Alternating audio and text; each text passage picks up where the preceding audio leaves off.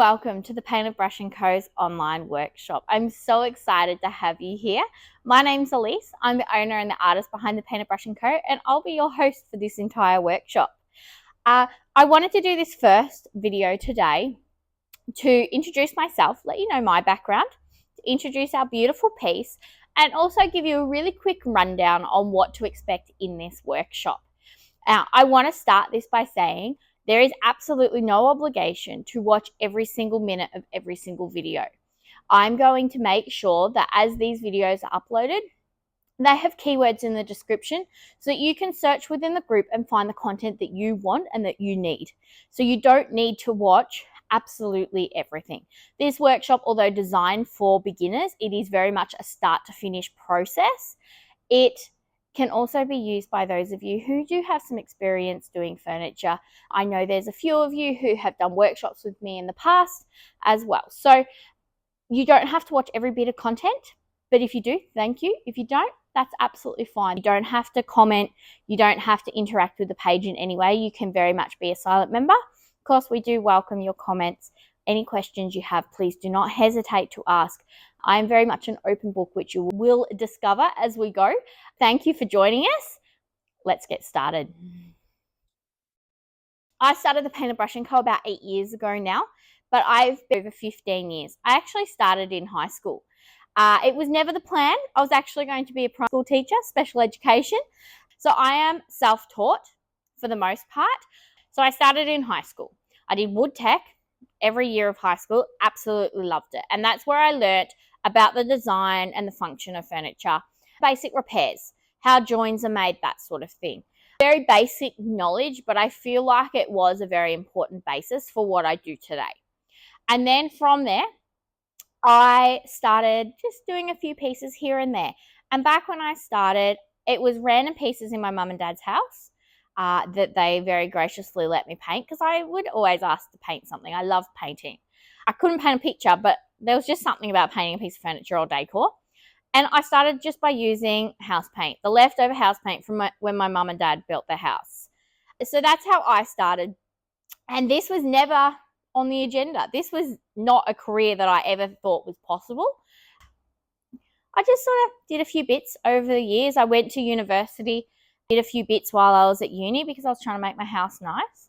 Those few bits, I now think back and think, what on earth was I thinking? Because they were horrendously ugly, but I had fun. And when I first started, I didn't realize that this industry was an industry. I didn't realize that there was the information out there. I remember I used to Google and I was trying to work out what I needed. So I went to Bunnings and I remember walking out thinking, oh my gosh, this is so expensive. And I didn't really know what I was doing, but I worked it out and they turned out all right. But then I met my husband, my now husband, and I moved to Melbourne with him. And he introduced me to hard rubbish. So hard rubbish is when there's pieces of furniture and other things that people no longer want that are that they would quite happily send to the tip normally. And they're all put out on the curb and then a truck comes around and collects them. If you're not familiar with it, have a look in your local area and see whether or not it's a thing. It is so much fun. And that became very quickly our Sunday afternoon affair. We loved it. We went to work in the morning and then we spent all afternoon and evening picking hard rubbish and we absolutely loved it. We love finding stuff. We love the thrill of the hunt, but it also gave us another avenue for income. We weren't very well off and we definitely struggled. My husband had a job that sometimes didn't like to pay him or pay him correctly or on time. So it was another avenue of making a few dollars to keep the roof over our heads. And that's sort of how I then started flipping furniture. Initially, I was just finding pieces to sell as is, which worked amazing. But then I'm like, you know what? I could try painting. So I did. And my very first piece that I painted to sell took over 9 months to sell. And now I think back on it and I've realised what an idiot I was. If you are familiar with furniture in Australia, particularly mid-century furniture, you would know the name Parker. It is a very highly sought after mid-century style of furniture, maker of furniture. Beautiful, beautiful teak pieces. Well, I found one of those on Hard Rubbish. It was a phone table. It was beautiful, not as highly sought after as other pieces. However, it was still Parker. It was still teak. I sanded through the veneer, and then I painted it a bright teal enamel. And I'm going to pop a photo just here for you. It was bright teal, and it was in an enamel paint. Now, I was very proud of it, but it took 9 months to sell. So that didn't go quite as planned. And now thinking back, I should never have touched that with paint. It was in pristine condition before I painted it. I'm like, oh, paint will give it a few more dollars. No, it didn't. And I sold it for $90, which wasn't too bad considering I destroyed it. And a little girl got it. She got a fish, and it was for a fish tank to sit on so she could sit there and watch her fish, which was really, really lovely. And I still think about that all the time. But since then, the painting bug got me. And I just kept going, and I worked it out as I went. I started with sample pots from Bunnings, your house paint. And then I added on from there. I was trying to make money without using too much money, without spending too much money. So I had a very basic sander, very basic setup. I had cheap paintbrushes. My paint job was good though, and I made sure it was, and I was very pedantic about it. And then I just sort of kept experimenting, and I'm going to pop a few photos here for you just to show you some of my very early on pieces. I experimented with a lot of techniques, a lot of color, and I've always done color. I've only ever done a handful of white pieces, and I'm very much a color girl. White is boring. I don't want to do white. So I've always done color. At the time, I was still in uni. I was still studying, and then a surprise pregnancy threw me out. I found out I was pregnant on a Friday. The Monday morning, the morning sickness started and didn't end for 9 months. And I pretty much became bedbound overnight. I was really, really ill. So, and then that sort of stuffed up my uni as well. I was about to start my final placement, my final prac placement to finish my uni degree, and then I was done. I was going to be a teacher.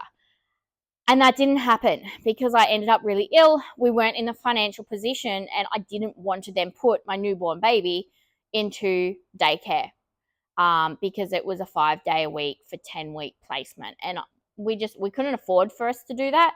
And I didn't want to do that to my little baby. So I stayed home. I'm like, well, let's keep flipping furniture. So that's where I was. And then my husband decided to leave his crappy job, and we moved to Bendigo, which is where we are now. We moved into a tiny rental. It was the cheapest rental we could find so that we could save our house deposit so we could purchase our first home, which is what we did. And we did that in 12 months. But when we moved to Bendigo, I took our last $1,000 of savings. That's all we had left after we moved. I took that and I gambled everything on stocking a paint brand. Now, I reached out to quite a few paint brands at the time that I had tried, that I liked.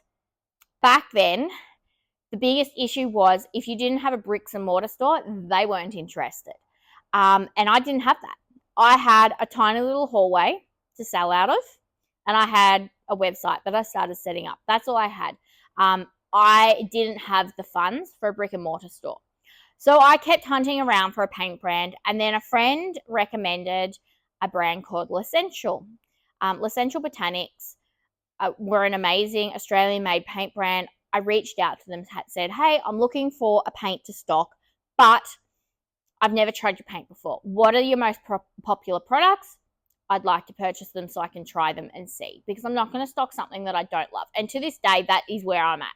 I don't stock it if I don't love it. So I reached out. They said, yep, here's these products. We're going to send them to you. And they sent them to me free of charge, and I tried them out. And within the first couple of brush strokes, I called them. I'm like, this paint's amazing. It is the best I've ever used. I want your products. Sign me up. And within a week, I had stock. And I had full shelves. And then I was trying to run this business out of this tiny little hallway.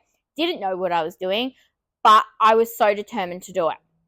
A couple of months in, we had a contract, and every 3 months you meant to respend, I think it was about $1,000. You had to keep stocking it. It was to help avoid anybody from signing on and then just signing on for their own benefit of getting that cheaper price, which absolutely understandable. So I called them. I'm like, I'm so sorry. I can't place that order. I've only sold a handful of things.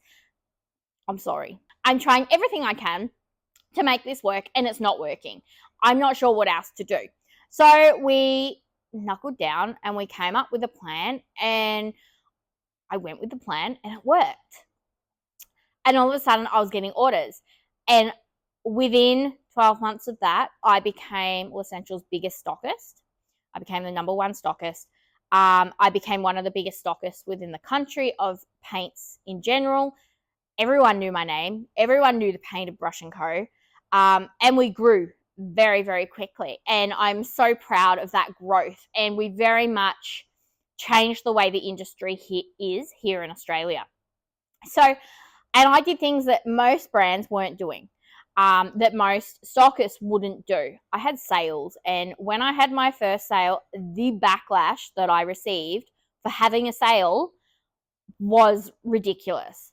But I changed how the industry was here in Australia, and I really put it down to having such a great paint range. And once I got my loyal customers, I've still got those loyal customers, and they've stuck with me.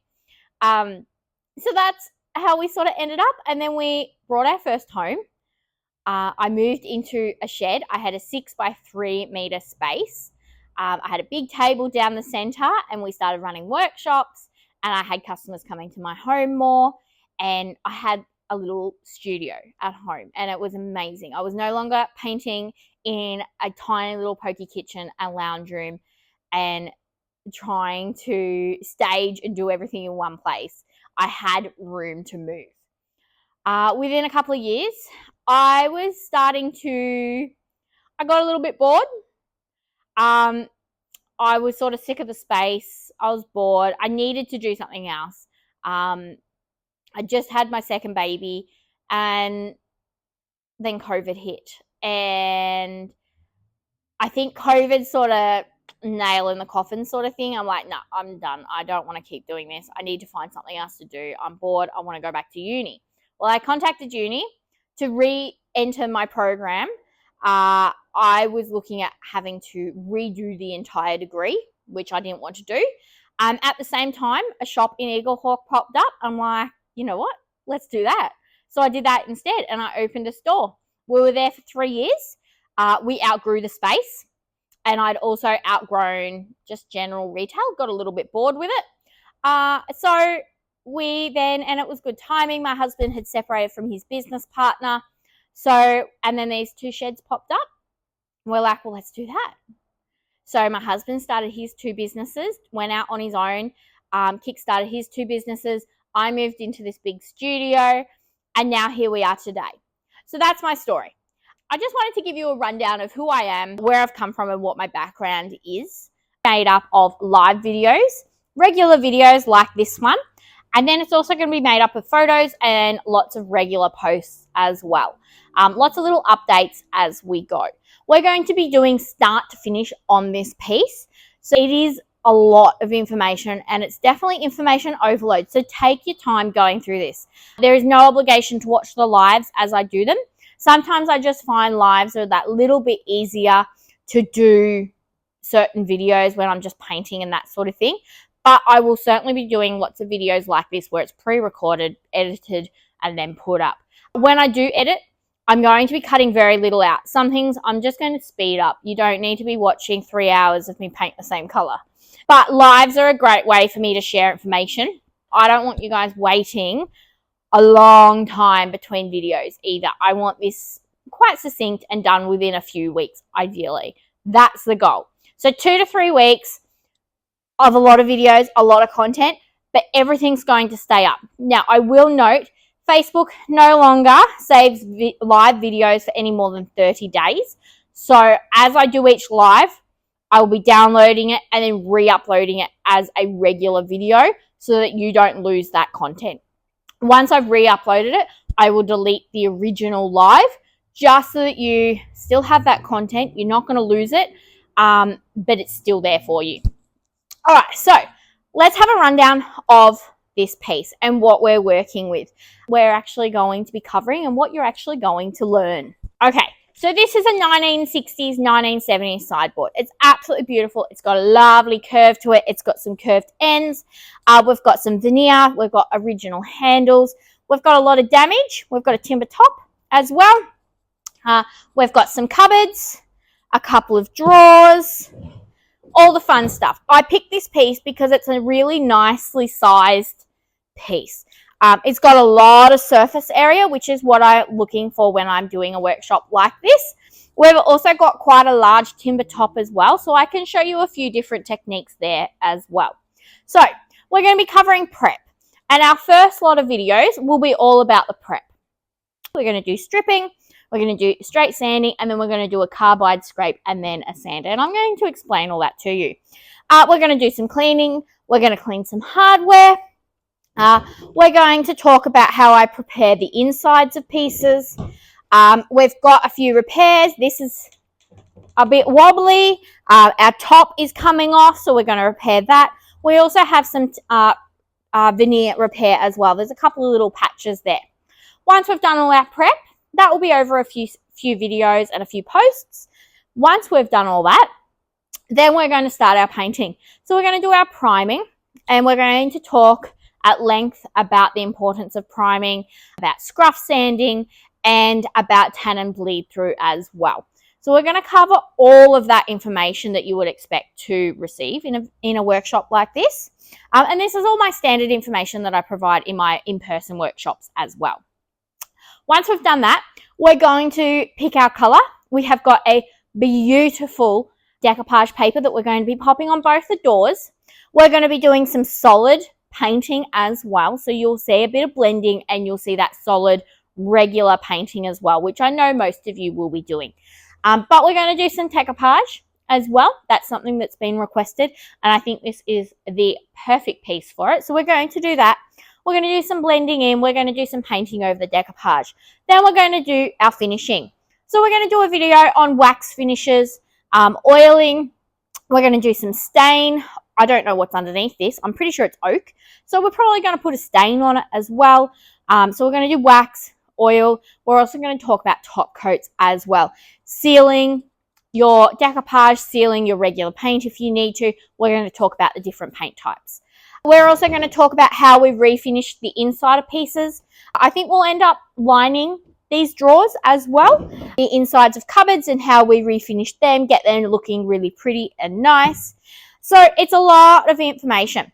After we've done all that, and when our piece is done, we're then going to be popping it in front of our white wall behind me, and we're going to do some staging. So I'm going to talk to you about how I stage pieces, how I list pieces, how to write a good description, what I include, and then also how to price pieces. Now, I know not everybody watching this will be wanting to sell, but I feel like it's important information.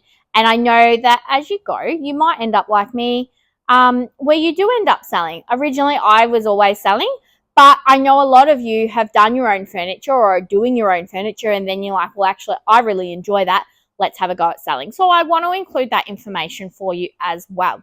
For the very first time, I'm also going to be sharing my pricing guide, which will give you a layout of how I work out my prices, also how I go about deciding how to then price a piece as well.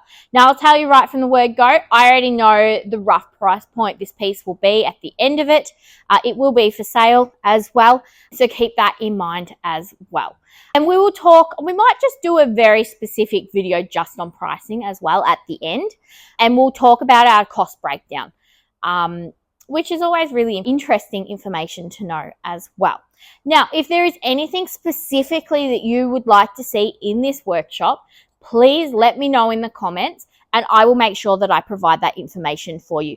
I want to make sure that you get everything you need out of this workshop. As I said, I'll be filming lots of extra videos on top of the lives, so there'll be extra bonus content shared as well as we go. But if there is extra information that you would like, let me know and we'll do that. All right, should we get started? Let's go.